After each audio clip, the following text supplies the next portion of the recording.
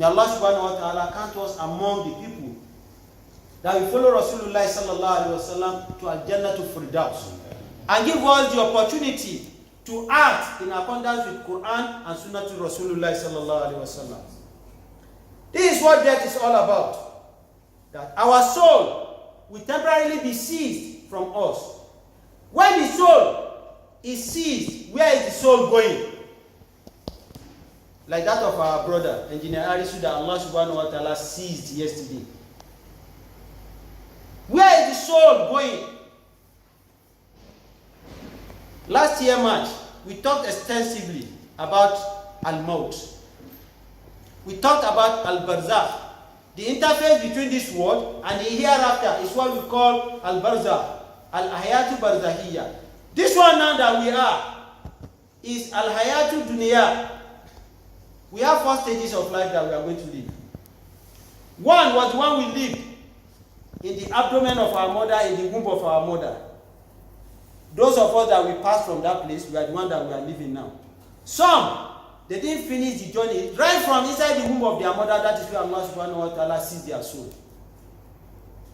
So at the point of delivery, they were delivered as what? As a dead baby. And we return them back to Allah subhanahu wa ta'ala. So this is the second stage of life that we are living. The third one is going to be Al-Hayatu Barzakhiyya. The life that we are going to live in between this world and in the hereafter. That is where we are going will be defined.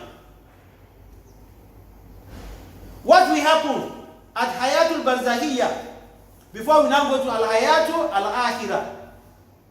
It is at Al-Hayatul Akhirah that we know maybe we are going to the right path or we are going to the wrong, to the left side.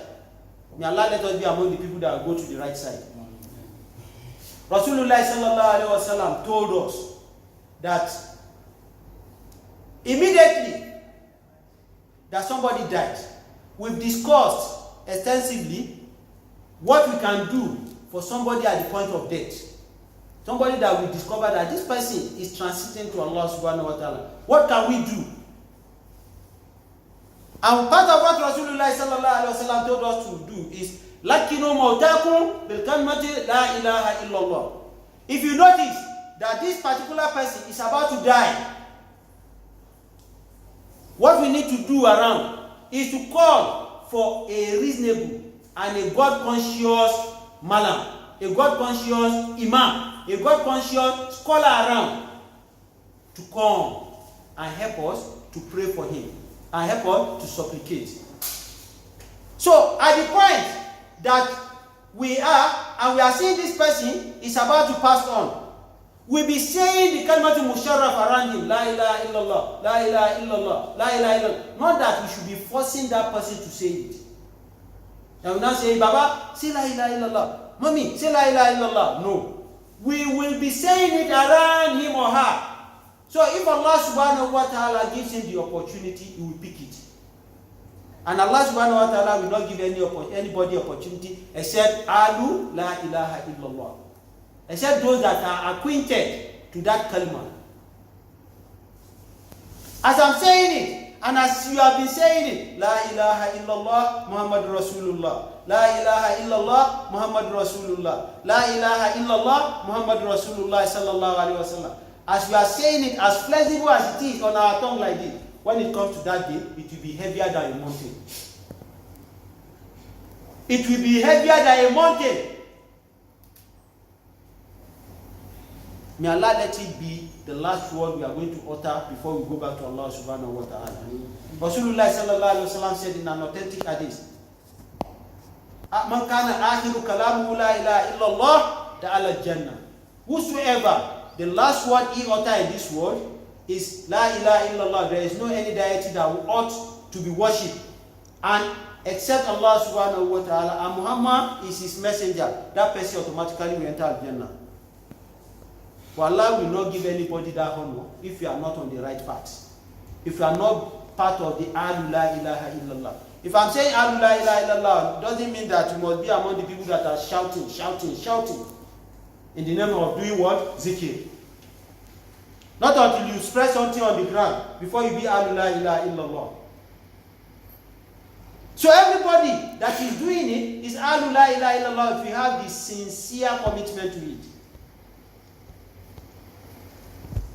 So if you are saying it around the person that we discover that is about to die, and Allah subhanahu wa ta'ala now honor that person with that kalima, that person was able to say it, is going to enter Al-Jannah. Now, this person is able to say it, and he passed on. And we got there, we discovered that he has passed on. We certified that this person has passed on. The next thing that Rasulullah sallallahu alaihi wasallam asked us to do for a dead body is that if the eyes are open, the way ours is widely open like this, the next thing is to do what? Is to close the eyes. That should be the first thing that we should do. When we do that finish, we now work on the organs of the body so that they will not become stiff. The hand like this, we twist it around the wrist. We twist the elbow. We make sure that all the organs, we work on them so that they won't become stiff, so that there won't be difficulty at the point of batting the corpse. These are all what Rasulullah sallallahu alaihi wasallam asked us to do. Immediately somebody passed on. This is what's supposed to be done for the people that have died, and what we should say as part of the will we will leave behind, so that we can be tidy up, we can be buried according to Sunnah of Rasulullah sallallahu alaihi wasallam. When a Muslim dies and we certify that he has died, as I have mentioned, Rasulullah sallallahu alaihi wasallam asked us to announce so that we can have large congregation. If the person is a righteous person that has been conscious of Allah subhanahu wa ta'ala while he was alive, if 40 conscious believers pray behind him for the Janazah, he's going to enter the Jannah. Ordinary 40 people. Not talk of 100. You can see crowd in some places if they are performing Salat Janazah. If that person is not a righteous person while he was alive, the reward of that Salat Janazah will not meet him.